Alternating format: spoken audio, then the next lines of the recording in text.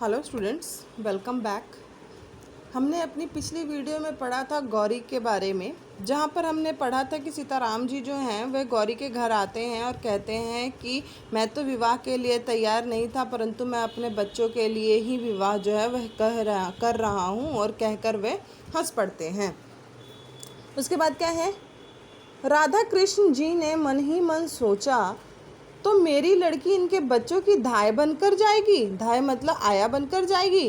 कुंती ने सोचा कोई भी स्त्री ऐसे बच्चों का लालन पालन कर अपना जीवन सार्थक बना सकती है। गौरी ने मन ही मन इस महापुरुष के चरणों में प्रणाम किया और बच्चों की ओर ममता भरी दृष्टि से देखा, जैसे यह दृष्टि कह रही थी कि किसी विलासी युवक की पत्नी बनने की बजाय मैं इन भोले भाले बच्चों की माँ बनना पसंद करूँगी। यहाँ पर क्या है, गौरी जो है मन ही मन जो है सीताराम जी को अपना पति मान लेती है और सोचती है कि अगर किसी विलासी यानी कि किसी भी ऐसे व्यक्ति की पत्नी बनने से अच्छा है कि मैं इन भोले भाले बच्चों की माँ बन जाऊँ। सीताराम जी को जानने के लिए प्रस्तुत देख बच्चे फिर गौरी से लिपट गए।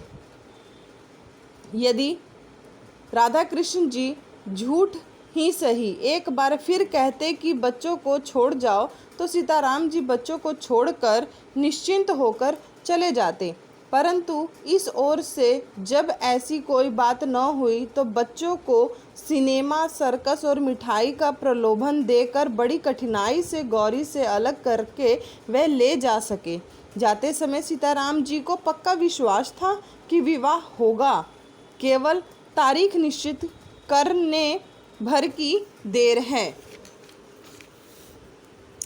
सीताराम जी उस पत्र की प्रतीक्षा में थे जिसमें विवाह की निश्चित तारीख लिखकर आने वाली थी। देश की परिस्थिति, गवर्नमेंट का रुख और महात्मा जी के व्यक्तित्वों को पढ़कर वे जानते थे कि निकट भविष्य में फिर सत्याग्रह संग्राम जो है वह छिड़ने वाला है। क्यों? क्योंकि वह एक देशभक्त थे सीताराम जी। ना जाने किस दिन उन्हें फिर जेल का मेहमान बनना पड़े। पिछली बार जब जेल गए थे तब उनकी बूढ़ी बुआ थी, पर अब तो वह भी नहीं रही। यह कहारिन क्या बच्चों की देखभाल कर सकेगी? ये जो है सीताराम जी सोच रहे हैं। बच्चों की उन्हें बड़ी चिंता थी और बच्चे भी सदा ही माँ माँ की रट लगाए रहते थे। उन्होंने फिर एक पत्र राधा कृष्ण जी को शीघ्र ही तारीख निश्चित करने के लिए भेजा। उधर राधा कृष्ण जी दूसरी ही बात तय कर रहे थे। उन्होंने सीताराम जी के पत्र के उत्तर में लिख भेजा कि गौरी की माँ पुराने ख्याल की है, वे बिना जन्म पत्री मिलवाए विवाह नहीं कर सकना चाहती हैं, अतएव आप अपनी जन्म पत्री भेज दें। पत्र पढ़ने के साथ ही सीताराम जी को यह समझने में देरी न लगी कि वह विवाह न करने का केवल बहाना मात्र है, किंतु फिर भी उन्होंने अपनी जन्म पत्री भेज दी। जन्म पत्री भेजने के कुछ ही दिन बाद उत्तर भी आ गया कि जन्म पत्री नहीं मिलती, इसलिए विवाह न हो सकेगा, क्षमा कीजिएगा।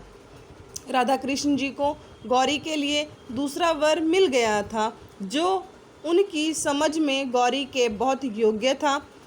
धनवान ये भी अधिक न थे, पर अभी अभी नवाब तहसीलदार के पद पर नियुक्त हुए थे। आगे और भी उन्नति की आशा थी। बीए पास थे, देखने में भी अति सुंदर थे, बदशक्ल भी कहे ना जा सकते थे, पर पुरुषों की भी कहीं सुंदरता देखी जाती है। उम्र कुछ अधिक न थी, यही 24-25 साल। लेन देन का झगड़ा यहाँ भी न था। पहली शादी थी और माँ बाप, भाई बहन से भरपूर पूरा परिवार था। राधा कृष्ण जी इससे अधिक और चाहते भी क्या थे? ईश्वर को उन्होंने कोटिश धन्यवाद दिया, जिनकी कृपा से ऐसा वर उन्हें गौरी के योग्य मिल गया। स्टूडेंट, यहाँ पर क्या है कि किसी भी माता पिता को जो है यही रहता है कि मैं अपने बच्चे का विवाह ऐसे लड़के से करूं जिसकी एक तो उम्र कम हो, जो अच्छी नौकरी करता हो, देखने में भी अच्छा हो, कोई लेन देन का भी झगड़ा ना हो। उस तरह का लड़का जो है राधा कृष्ण जी को मिल चुका था। और अगर किसी भी पिता को इस तरह का लड़का मिल जाए तो वो अपनी बेटी का विवाह किसी ऐसे लड़के से नहीं करेगा जो पहले से ही शादीशुदा है। यही चीज़ जो है सीताराम जी के मन में भी चल रही थी, इसीलिए उन्होंने गौरी का विवाह जो है वह नवाब तहसीलदार के यहाँ पर जो नौकरी करता था लड़का, उससे उन्होंने अपनी बेटी की शादी जो थी वह तय कर दी थी। स्टूडेंट, इसके आगे की जो कहानी है वह हम नेक्स्ट वीडियो में पढ़ेंगे।